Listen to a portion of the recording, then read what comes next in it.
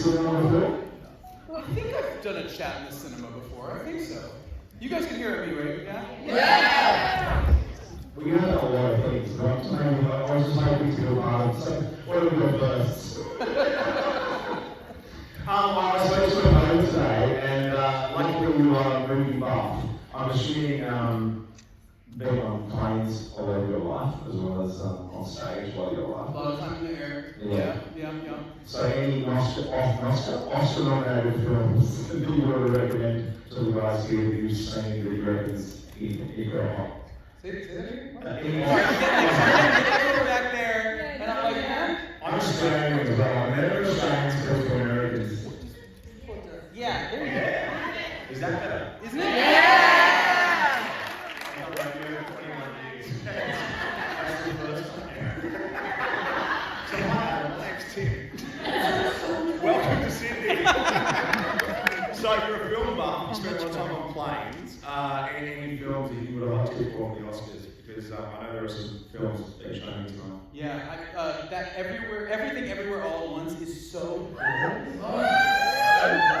I'm loving that one. And Triangle of Sadness is such a trip. These are two movies you must watch if you're a fan of Adam Lambert. Okay?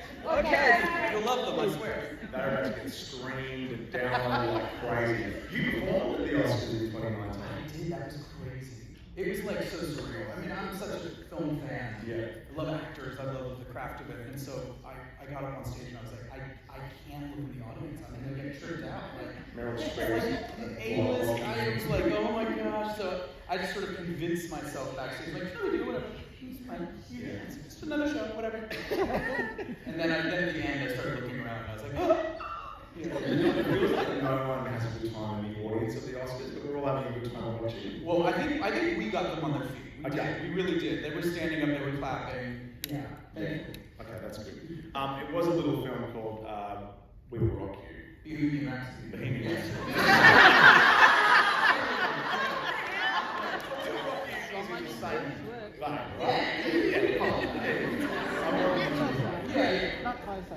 Now today you told me at the radio station as well, and this wouldn't happen here, you sometimes get mistaken for a different Adam.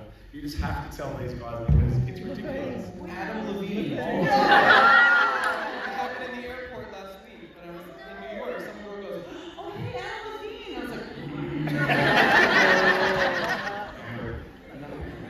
we don't look alike, we don't sound alike. Have you hung out with Adam? No. I told you today you look like Amy Adams, but that was a different. I like that better. I like the Amy Adams better. Now we'll get to the new album in a second, but I want to talk to you about like growing up in was it San Diego? Yeah. Now I'm nervous that I got the film name wrong. So and I believe like your dad was a program manager, your mum was a dentist. Was it like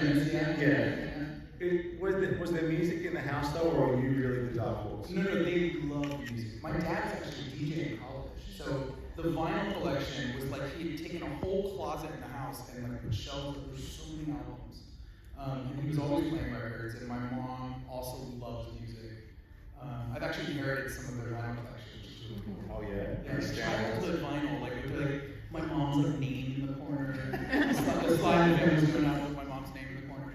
Yeah. My stepfather was German and he gave me his first edition Stones and Beatles albums. Oh, yeah. But after the cover, nothing else is in English. So all the liner notes are in German. So that's what's your favourite album that you've inherited then? Yeah, that Sly and the Family Stone album is pretty cool because that's old school. Trying to think. I think my dad gave me like a Bowie record that he grew up listening to. Yeah, stuff like that. Yeah. So there's always music playing in the house, which was, I think that it like rubbed off on me for sure. And it was pretty diverse music. My dad was into more progressive stuff. My mom liked a lot of the soul kind of Motown stuff. And yeah, I'm really thankful for that. Well, your teeth are great. Like your mum's professional. Yeah, she made sure my brother and I were not allowed to have. There was like no sugar in the house. Popular kids now, right? Come on with that. Yeah, no sugary cereals. No, we're not allowed to have that. So when did you discover that you had an insane voice? Is this the shower? Is this the hallway? Is it school? Is it someone else telling you, or did you just know? Well, I think when I was like 2, I was really loud. I was like a screaming child. So my mom discovered it first, and she's like, "You're so loud." So maybe that helps, like condition the chords a little bit. I don't know. I grew up doing theater, so that was definitely like the place of like discovery, being a performer, and being on stage and getting attention, which was so fun. And yeah, I mean, we were singing, and I think I was part of this company. We rehearsed on the weekends. We would do a show every 3 months for like a week, and you would compete with the other kids for the roles.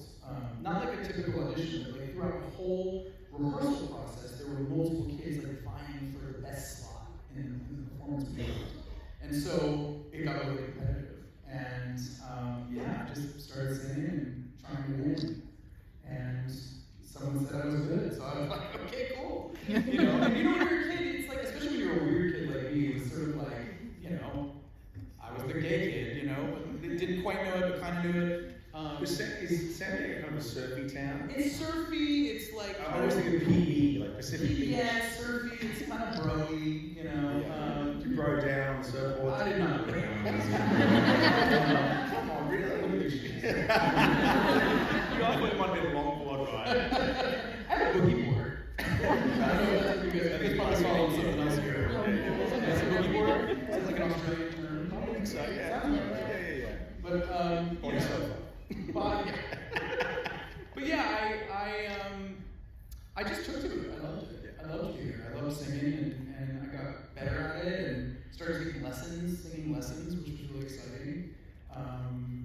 Yeah, it was like every other activity my parents had put me in up until that point, I quit after like a couple weeks. I was like, man. And at some point, my parents were like, what do we do with him? He's got way too much energy.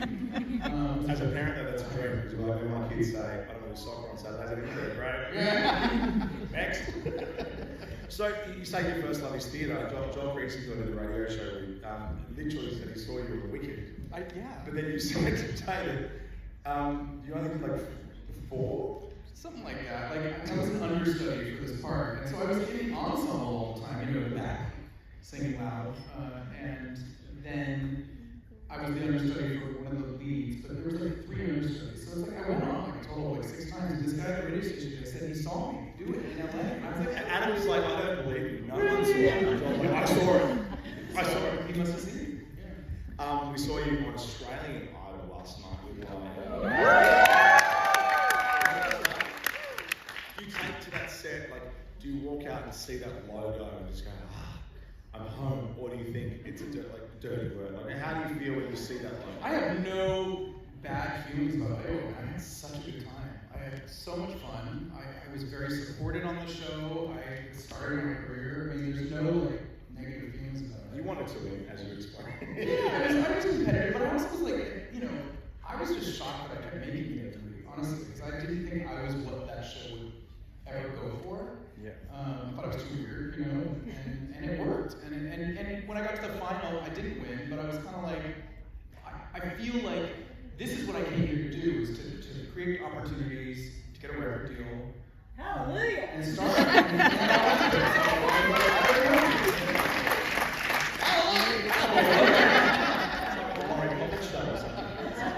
are not the father. 2009. Because now I'm worried about my facts again. Apologies. But that was so you got a record with you. Yeah. So what was that experience like? I mean, that was the dream. That's why I auditioned for the show in the first place. I really wanted a shot, and I had like started songwriting a bit. I was in a band for a little while. We weren't very good. But like. Well, hang on. What was the band's name? The Citizen Band. It was like a metal band. I don't know. Makes sense in your early auditions. Yeah, it just glam rock metal. Yeah. It was like more like prog, like. Do you remember your hit song from that band, like the big song?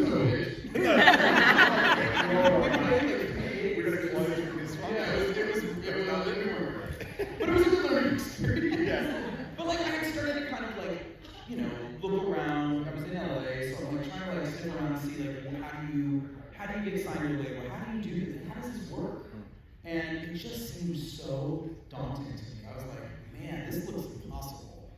And I sent a demo out to some people, no one bid. I was like, this is pretty hard. So I heard that I was auditioning, I'd been a fan of the show, and I was like, well, that seems to be a shortcut, if it works out for you. And so that was the way I took it. Yeah. And it worked. It worked.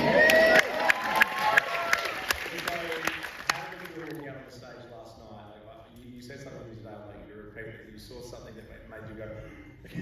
Well, you see the desk out there with the 4 chairs, and I was like, whoa, what are they going to do, critiques?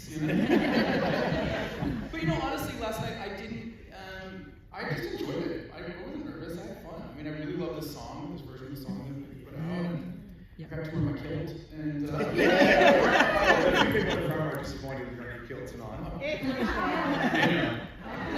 Someone's actually videotaping on a video camera. Not mine. From 2002. It still works, doesn't it?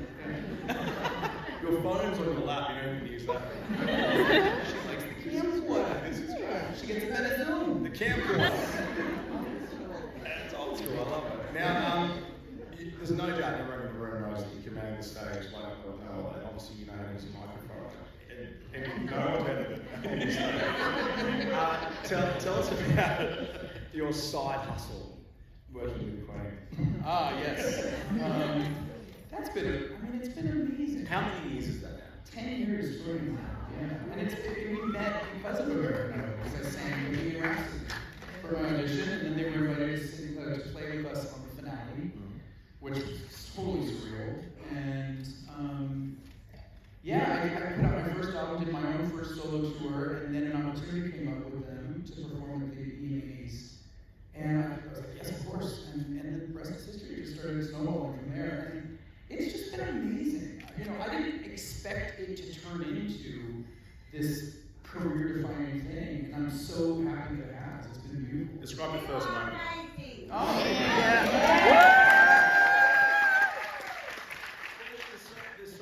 There are so many new fans of Queen now, obviously, from the film and obviously from you. I remember after the film came out and I was in one of our a little, I guess you'd call it, it's a Best Buy for you. It's like a JB Hi-Fi. Yeah. And everyone that was holding Queen records were in their teens. And I'm like, that's amazing. These songs stand, my kids are walking around singing Queen songs and they've never heard of Freddie Mercury before. So that must be quite a strange feeling for you. It was great. It did shift the audiences. We were doing well before the movie. We were selling out tours, but after the movie, there was a lot of younger people in the audience for sure. And it was actually a bit crazy for me because I was like, oh God, I gotta start over. I have a bunch of new people I gotta prove myself to. Yeah. So it was good. It lit a fire under my ass. Was it like going to work a bit though? Because you're working for a company that's been around for a long time. I'm just using an analogy. Yeah. So they act like that. There's no cubicles on the shimmy, right? Definitely cubicles. Like staff. No. You don't sing birthday cake. No. Zero. Yeah. Standing around the water cooler going, how am I going to make next week's performance better? But how do you approach a performance with Queen differently to maybe on your own? But you're a solid performer. It's all you. You were talking to me today about you're a DIY machine. You're your own makeup. You're in control of your everything. Obviously, you have to give some of that up for a band like Queen.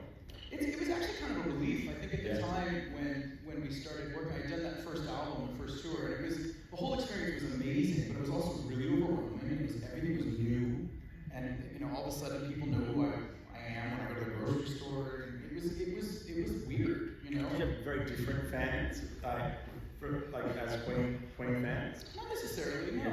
But when that opportunity came up, we started touring. It was actually kind of nice to be like, it's nice to share this spotlight. It's nice to share the stage. And obviously, Queen, they're legendary. It's Barney and Mark Taylor, so it was actually kind of a nice feeling to be like, okay, I'm here, I'm singing the song, but these guys are the legends. And I liked the way I felt. It relieved a lot of the pressure. And knowing that they were supporting me and they were on my side, I really helped too. It was nice to have support on stage. Quite an achievement for an artist though, and this is down to you, that you can take these songs though and still make them your own. I think everyone would agree with that.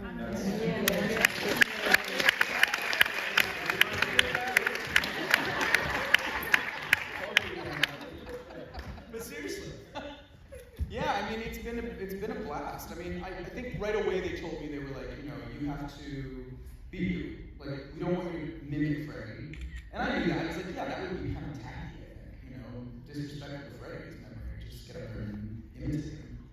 I mean, there are tribute cover bands for that reason, and that's what those are. But Brian and Roger, you know, they're like true musicians, and they have a legacy that they want to share with their fans, and they want to be able to get up on stage and play their music, and they need a singer to do it. So, you know, that's the gig. Yeah, that's your gig. And that's exactly what you've done with this new album, High Drum. Congratulations. Yeah.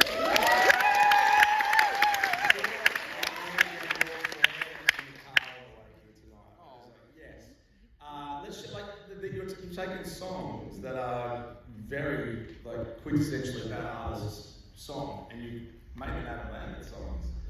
It's a huge achievement, and again, we're not just mimicking the songs. What was the thinking behind that? Well, you know, I think, you know, one of the inspirations was the performance that I did to the Kennedy Center Honors, Cher's Believe.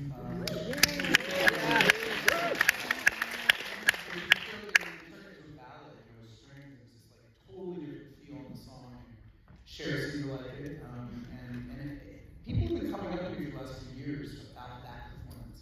So it's like, it was definitely in the back of my mind, I'm like, you know, that's a move, you know, that's what people are coming to associate with me, you know, and then also, you know, doing a bunch of covers on Idol was kind of my calling card as well. So you know, the idea came up, and, you know, with this business, you know, what you guys don't see behind the scenes, the industry part of it, it's complicated. It's tricky to figure out. There's a strategy to things, and some of it's trial and error. But one of the things that's so exciting is that, like, after Velvet came out, and then the pandemic happened, and kind of put everything on standstill for everybody. I just sort of like wipe the slate clean a little bit, go back to the drawing board, be like, okay, what's next? I don't know. And I ended up switching my management and some of my business, you know, team around me, and for the better. It was really, really good. And it was time to kind of go to the drawing board and figure out, well, what should we do now? And you know, going from an indie label on Velvet, I was like, you know, that was a good experience. I learned a lot from it, but it would be nice to be back on a major label for the support and the reach and the professionalism. So that's what our goal was, and it was like this project could be, you know, this great first step with a new label. So that's what we did. And incredibly eclectic too, like you mentioned, there's a Sia song, there's Lana Del Rey, there's Kings of Leon. Like, is this your playlist? We're getting insight into your year in review on Spotify. Some of it, yeah. I mean, I listen to everything. Yeah. I mean, I don't believe in genre anymore. I mean, what is that? I mean, I don't know. Like, my favorite music is music that kind of like blends it all together anyway. So when I came up with the track list, it was definitely a longer list, but we narrowed it down to these 10 songs. You can always release a deluxe version in a year or something. Maybe, yeah. We like, that list was interesting because it was like a criteria. I wanted songs that I could relate to, even though I didn't write them. I wanted songs that like maybe could be written about my life that I could relate to and make them authentic. I knew that they had to be songs I could definitely do something drastic with, or else what was the point? And then I was like, you know, I like the element of surprise. I like to surprise people, and when you look at the track list, I wanted audiences to kind of go, oh, that's interesting. I want to listen to that. That sounds like I would think that he would pick that song. Well, you know, the first one I listened to on the album was West Coast by Lana. I'm like, yeah, this is gonna happen. Yeah, we went full set. Oh, you really did. Yeah. What do you listen to then? Like, obviously lots of genres, but is there because for someone who performs so much, do you have pump up music basically before you go out on stage? You're like those Olympic swimmers that walk around with their headphones on, like pacing it. No, I'm hitting my face. But I do listen to music anyway, for sure. And I don't really, I'm like, there's no predicting what mood I'll be in. Sometimes I want to listen to like, you know, like dance music. Sometimes I want to listen to classic rock. Sometimes I'll listen to like, if I'm like feeling like I need to connect more with my voice, I love listening to like Aretha Franklin, who's like, you know, brilliant singer of all time. And you start hearing things and you start doing things when you listen to her. Really? Yeah, she just makes you want to sing, you know?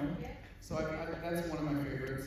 And I just get in the zone, and paint the face. Well, we've got three very special performances we're going to see up here in a second from the album. Yeah. But let's just talk about original music. Is there any original stuff you can tease us with on the horizon? What's next? Yes, there. I know all of you seen all the interviews I've done in the past 3 weeks. You've heard all this already. But, I'm working on a musical, actually. It's something that I started. Thank you. I started at the beginning of the pandemic, right after everything started and we all kind of got locked down. I pitched this idea to some producers before the pandemic happened, and they loved the idea, and so we started the writing process, and I started doing Zoom writing sessions with producers and co-writers, and obviously it's not the same as being in a room together, it's a bit odd, but once you get the hang of it, it's kind of interesting, and wrote over 20 songs over the next 8 or so months. So you're saying you used the pandemic productively as opposed to most of us who homeschooled and ate Doritos? I mean, I was still lazy fun.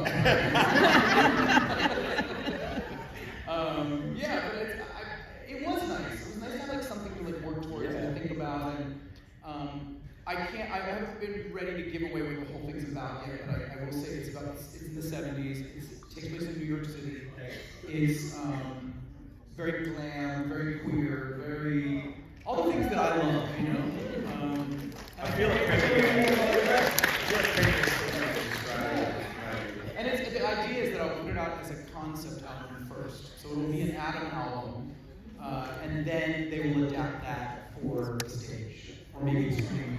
Yeah.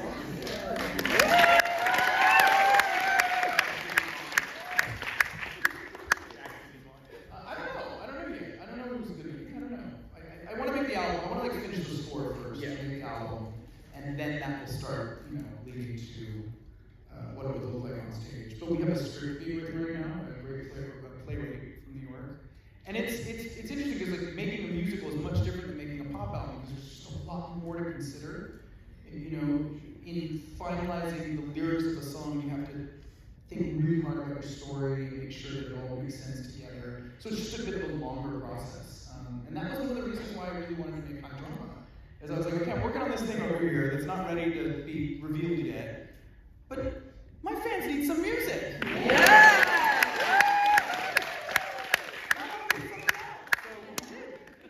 Well, that's so good. Well, we have, actually, very quickly, before we get to the fan questions, we do have some fan questions, which have been, some are quite close. With High Drama, you're also executive producer of the record too. So is this part of the world domination, DIY plan? I just have learned so much over the past 13 years, and I've worked with some top-notch producers. And it was exciting when we came up with doing this project. I had some producers I wanted to work with again. My record label in the UK had some great suggestions as well. And it was really interesting to get into the studio and be a real part of how it all sounded, really hands-on about it. Some of the tracks, I knew I wanted to do this thing with this song, I had specific ideas for certain songs. But then there were other songs where we just got in there and just... Yeah, I was going to ask you, which one surprised you? You went in with this idea, but it came out with this. Getting Older was the first song we did for the album. Yep. And it was Tommy English, who worked on Velvet. He did Superpower. He did Loverboy. So he's like a brilliant producer and a nice guy. And we didn't know what we wanted to do. I knew I wanted to, I was like, Billie Eilish would be cool to cover, and I didn't pick one of her big giant hits. I wanted to find something that meant something to me, and listening to the lyrics of Getting Older, I was like, oh my god, this song is so smart. She was 19 when it came out, and I feel the exact same way about Getting Older.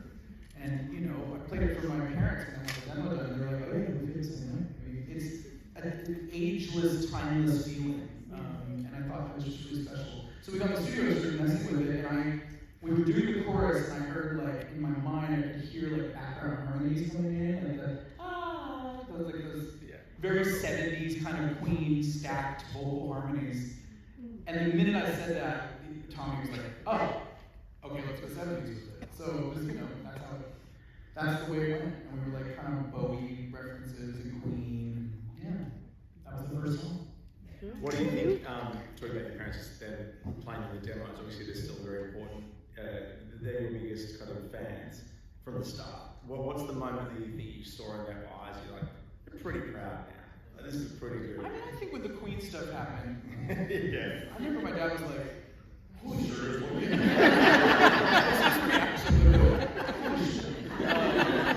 Yeah, I think it was nice to see, like, my dad, like, seeing him so proud and being able to brag to his friends. You know, it's something that like, he could go, it's the major band from the 70s, you know, and my mom too, just the glow, you know, the mom glow. Yeah.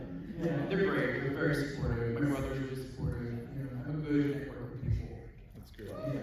We have a little bit of people here, and some of them have submitted questions, so let's go. Yeah, let's do it. And some have travelled a long way, and I'm not just talking a long way within Sydney. We have Lisa Shirt from Gilmore in the ACT. Is she here? If not, I'll just stand up and say hi, and I'll read the question, because she's right over there. Hi!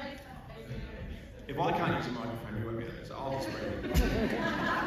Drama can be defined as an exciting, emotional, or unexpected event or circumstance. What is your favourite kind of drama? Richard's right there.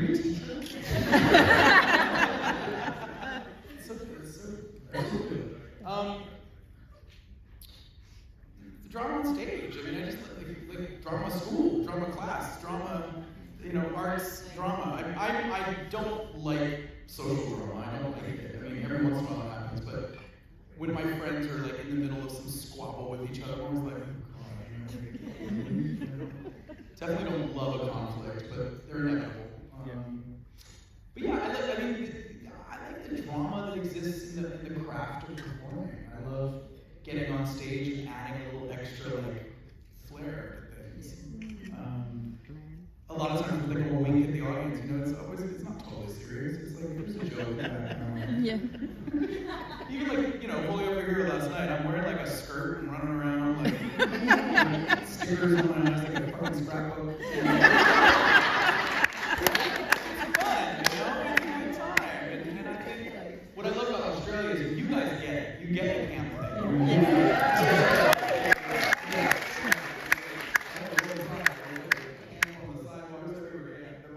Just the whole vibe of the place.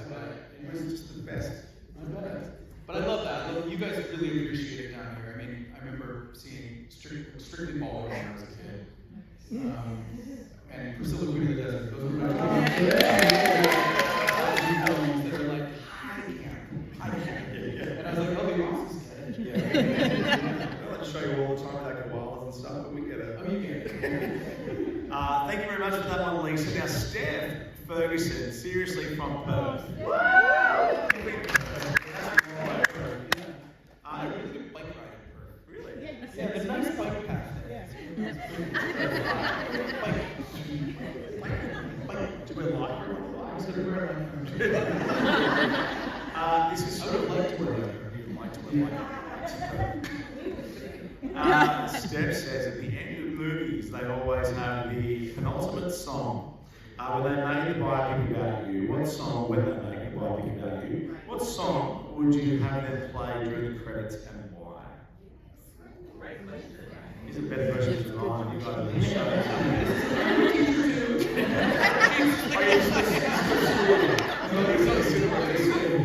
I don't know, probably want one of my songs, right? I mean, that makes sense. But which one and why? Which one? Yeah, which one and why?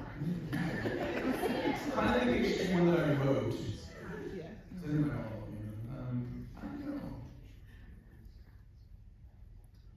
I don't know. That's a really good question. It's like a lot of pressure. That's like a serious question. I don't want to get it wrong.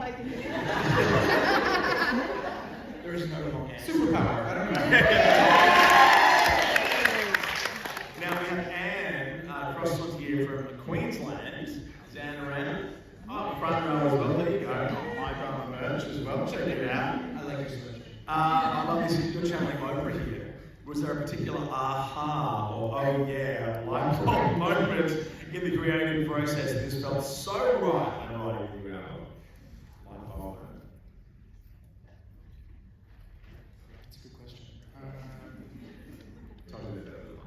I mean, when we finished Ordinary World, it felt like, ooh, like this one.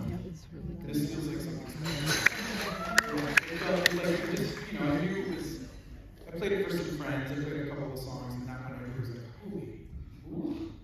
And I felt the same way. I felt really good about it. I felt like it achieved what I wanted it to achieve. And George Moore, who's the producer on it, he's like a brilliant musician. And when he recorded the strings, they're live strings, and when he recorded them in the studio, he sent me the recording, I was like, okay, like, that's it. I mean, it's just, the strings are so beautiful. I told him when we were coming up with how to approach it, I told him I wanted it to feel a little bit like Mad World from When I Take It On Ice.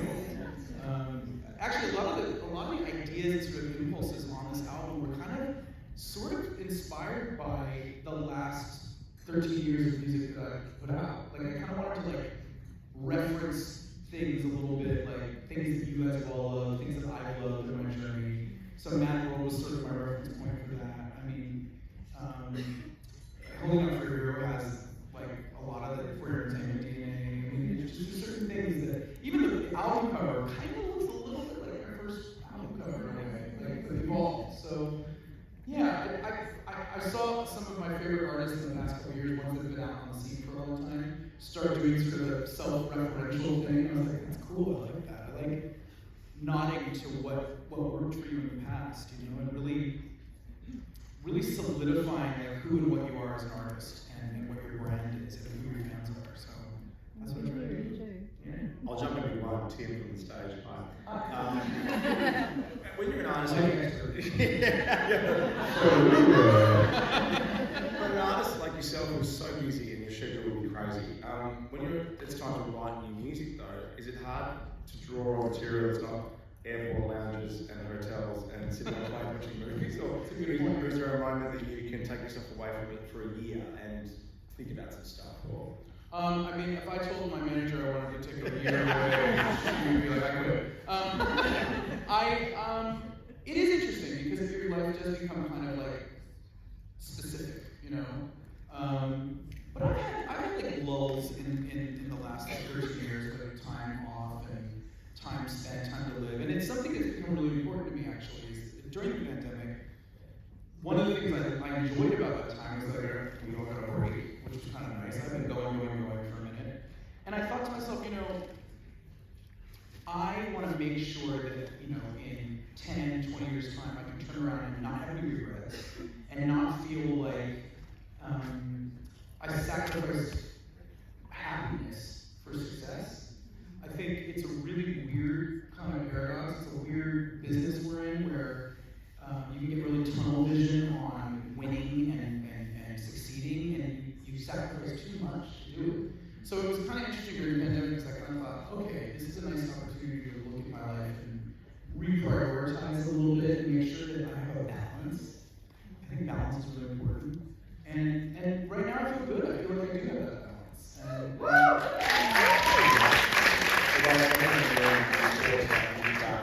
in the future about the Ritz here in Sydney, you know, that's a special moment that we share. I'm not sure how we're doing for time, but I've got more questions that we do in the video, so someone give us the wind up. just one question. Yeah, let's do it. This is from I think it's because I'm talking. Jarena, not at all. Jarena from Shoalhaven. Hey, there she is. I love this. What's the most challenging song to twist on the new album and make it your own? The production for Chandelier was tricky. Like we did the first version of it. I was like, it sounds so much like the original. And I was like, that's the whole thing. We're not doing that, you know. And they're like, okay, let's try something new. So it took a while to crack the code on that one. But then once the producer figured out the guitar line that he added to it, I was like, okay, now it feels different. Now it feels something new. His reference for it was Soundgarden, Black Hole Sun. Yeah. And I was like, okay, yeah, I like that idea. I'm sold. And then it clicked. Yeah. Yeah. See you. Also, Holding Out for Your Hero is another one that when we first did it, we did it a totally different approach. It was like, it sounded like a gay dance club. It's not a bad thing. But to me, it was like, that was what the original kind of was. It was like an 80s dance record. And it didn't really feel exciting for whatever reason. And so we went back to the drawing board, and one of the people that I'm working with on this project, Lambert, which is that rhythm that that glam rock thing. And the minute she said it, I was like, oh, that would be amazing. And so that's where we went with it. And it's like, you know, as we were putting it down, I was like, oh yeah, that reminds me of Muse. Oh yeah, that reminds me of Gary Glitter. Oh yeah, that reminds me of... So I was excited because it was like a lot of the things I really love. All of a sudden, I could hear them in the song. Nice. Now Claire's here as well. Hello Claire. Everyone with you, Claire from Zetland. Yes, there you go, Claire. You travelled ages, Claire. The birthday will want you to know you.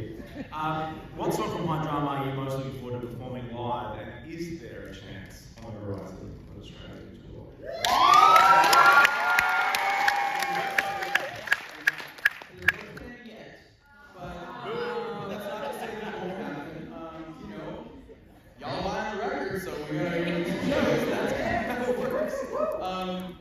Yeah, well, I just did, you know, you're going to see some of what the first performance of a lot of this music looked like. I was just last week in London at Ritz. It was the first time performing the album live, which was so much fun. Yep. And a little stressful. But I had a blast. And you know, one of the ones that all just like came to life on stage that night was I Can't Stand the Rain. It felt so good. Yeah. And it's such a good groove. It's so, with the band playing, I was like, ooh, this feels good. That was fun. It was really fun. What's the band that you use for this performance? Like, these your guys that you use? Yeah, these are my band from LA. Yeah, right. They're brilliant. Actually, the keyboard player is Camilla, who played on the original Live tour.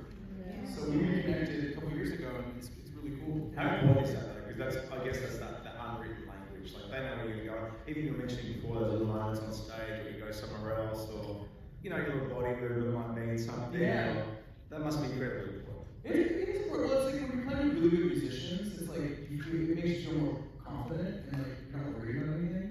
The drummer that I'm working with, his name Brooke, he's incredible. And we were doing a show on New Year's Eve, and you know, it was like we had to play a certain length of time before we got to the midnight. And we were a little short on time, like we were a little like before time. So we were like, let's stretch the time. I went and got some water, and my sister was like, and I was like, what the hell am I supposed to do? We have these are all the songs we prepared. So I looked at Brooke on drums, I'm like, can you just drum? And he was like, yeah. And I'm like, just drum. So I was just drumming for a ministry, you know, and we were just jamming out. It was great. And he totally went with it. He was like, yeah, okay. So I mean that's brilliant musicians know how to just improvise and live. Yeah. We'll do two more, and then we'll see that in the flesh in a weird way via video. In the flesh-ish. The flesh-ish. This one is from Tara from Minto Heights. Now, that's you. Hey Tara. Hi. Are you the one with Adam's face tattooed on your breast?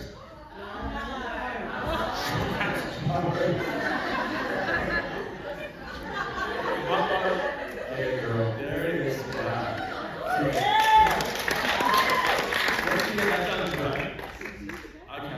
Do you like the 6 years itself? You know, looking good. Like a fine wine. Alright, we won't sip it, but you enjoy it. You started. Now, last question I gave to Tara. With the knowledge that you have now in the music industry, what is the advice that you would give your younger self? Great question. What age? What age?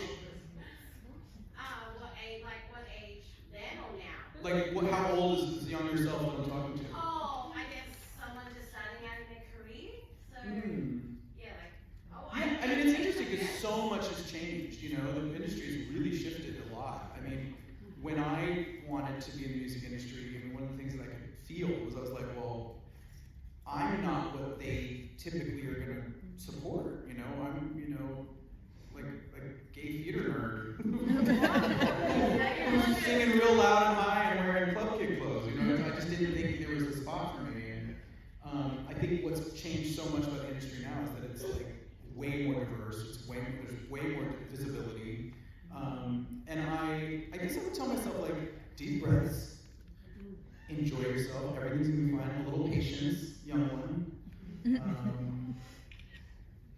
Yeah, big picture. I would keep reminding myself of the big picture because it gets very easy, especially when you're young and you want something to like hyper focus on the little details. But when you zoom out, that's how you can like sense whether or not you're making progress or you're growing or you're on the right path. So, and that's something with age that you get better at. You get better at perspective. So I would try to give myself some perspective.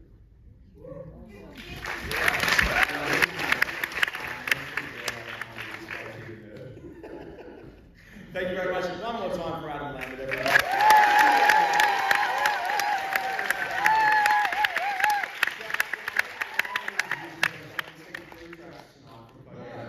This is why we're here at the theater, is you guys get to watch on the big screen. So I have 3 clips from the Coco concert that we did in London.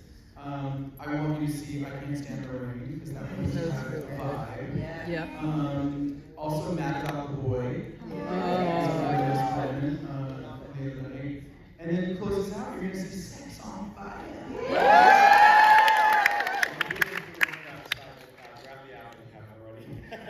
Hi, John. You told me that there is a vinyl as well. Yes, vinyl is on the way. You gotta get the vinyl, otherwise Everything's on the website, right? Yeah. Ladies and gentlemen. Also, join the fan club. Yeah. You know, I just want to say, it's been around for a long time, but there was a period where we kind of, unfortunately, kind of let it, like, lapse a bit. It was kind of like BS, but one of the things that happened when I have my new team on board is we were like, you know what, let's like really get the fan club properly set up, and we're constantly doing like exclusive content for it, and I'm contributing things. That's me writing stuff and talking to you guys, so it's definitely worth it now. Yeah. We made it worth it. 100%. Well,